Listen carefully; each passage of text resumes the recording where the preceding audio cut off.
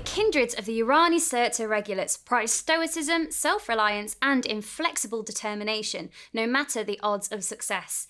In this video, we're going to show you how to paint a Hearthkin warrior to a battle-ready standard in the scheme of the Untitled Chapter.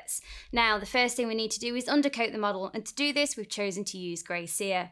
After that, we'll begin our base coats, starting off with Auroch Flesh for the undersuit, then War Flesh for the armour plates, Abaddon Black for the black areas, and Mournfang Brown for those brown leather areas. So let's get some Auroch Flesh onto the palette here. Now add some water to thin it down a bit. Then roll your brush up to a nice point, and we're going to be applying that all over that undersuit.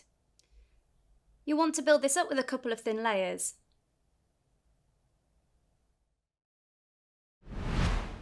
Next, we're using War Flesh to pick out the armour panels. Again, you'll want to build this up with a couple of thin layers on the model, and I'm using a small base brush for this.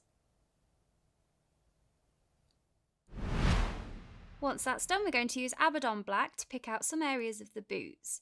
We're also going to use this for some parts of the backpack. Don't forget to do the knee pads too. With all the black areas picked out, we're now going to use Mournfang Brown on the brown leather areas.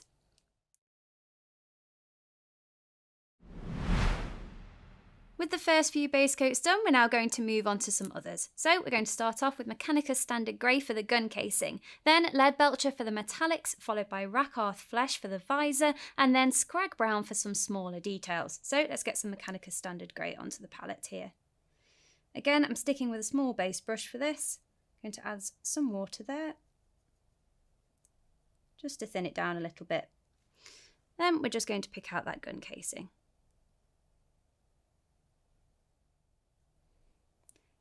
Be as neat as you can, but if you do make any mistakes, don't worry, you can always tidy back up after.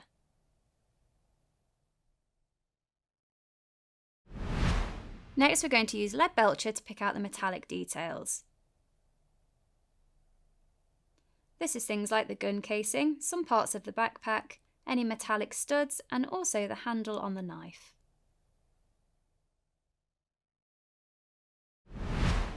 With all the metallics picked out, we're now going to use Rakarth Flesh on the visor.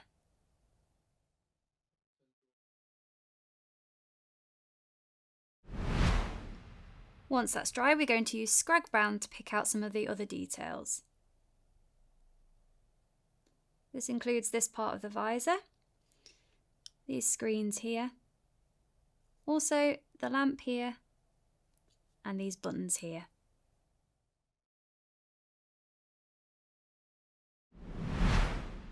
With all the base coats done, we can now move on to some shades and contrast. So we're going to start off with the Silicanum Grey thinned down with contrast medium, and this will be a recessed shade for those armour panels. Then we'll use Croak Green for the undersuit, Agrax Earthshade for the brown areas, then it will be Imperial Fist for the blade, followed by some final details using Fuegan Orange. So let's get 2 parts contrast medium onto the palette here. Rinse off the brush, make sure to dry it off as well. Then 1 part Silicanum Grey and mix that together there. Now making sure that there's not too much on my brush and making sure I've got a nice point on that brush there, we're going to be applying that into the recesses of the armour panels. We're doing this to create some depth without tinting the overall shade of the armour. Be as neat as you can, but you can always tidy back up with that base coat if you need to. We're also going to be applying this over the metallics as well as the black and grey areas.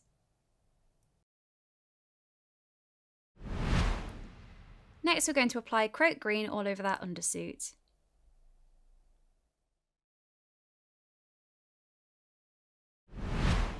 Next, we're using Agrax Earthshade on all those brown areas. This is also going to go on the visor and the lighter brown details we picked out earlier. Next, we're going to move on to the blade, and for this we're going to start off with a coat of Imperial Fist.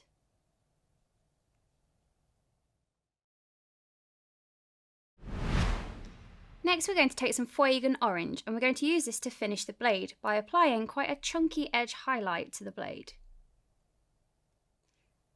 This will create a gradient on the blade and gives us that nice glowy effect. You might want to do a couple of coats of this. And with that done, we can now move on to the base. So for this, we're going to start off with a coat of Steel Legion Drab, followed by a layer of Undercoat. After that, we'll be applying a Grell and Badland, and then a shade of Agrax Earthshade. So let's get some Steel Legion Drab onto the palette here.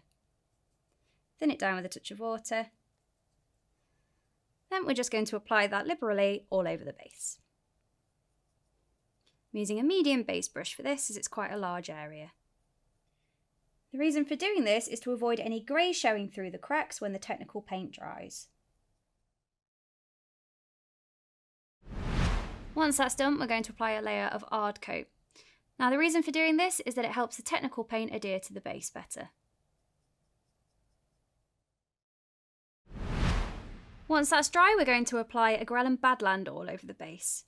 For this, we're using the larger end of the texture tool, and then I'm just going to switch to the smaller end to move it around the feet of the model. You want to leave this for about an hour to dry. However, you could speed up the process with a hairdryer if you use it in short bursts.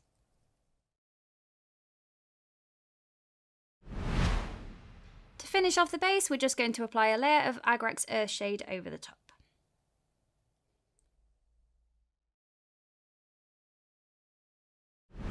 And with that shade done, all that's left to do is paint the rim of the base in a colour that matches the rest of your army. In this case, we've chosen to use Steel Legion Drab. Now our Urani Surtur Regulates warrior is ready to venture into battle and defend the swathe of foe-haunted territories in the galactic core. So there's just a couple of things to remember when you're painting these miniatures. You can use a hairdryer to speed up the drying process of the technical paint and produce larger cracks. However, when you're doing this, make sure you use it in short bursts to avoid warping or melting the miniature in any way. Also, when you're using shades and contrasts, be careful not to overload your brush, as it can quickly run out of control on the miniature.